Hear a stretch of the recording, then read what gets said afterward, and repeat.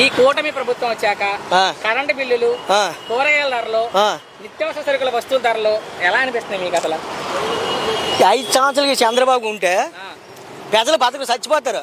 Oil packet 200 ఇప్పుడు ఆగు, rice packet 1800. ఇవన్నీ రేట్లు పెరిగిపోయినాయి. ప్రజలు ఏం తింటారు, ఏం బతుకుతారు? అర్థమైందా? ఏమంటే అన్న క్యాంటీన్ నడుపుతాను, పెన్షన్లు నడుపుతాను, ఈ మాటే ఏమి లేదు. చచ్చిపోతాను జనాభా. జగన్ ఉన్న 14 కరెంటు బిల్లు కట్టా నేనే. అదే 3000 మన కట్టా. నెలకు 3000 ఏంటి?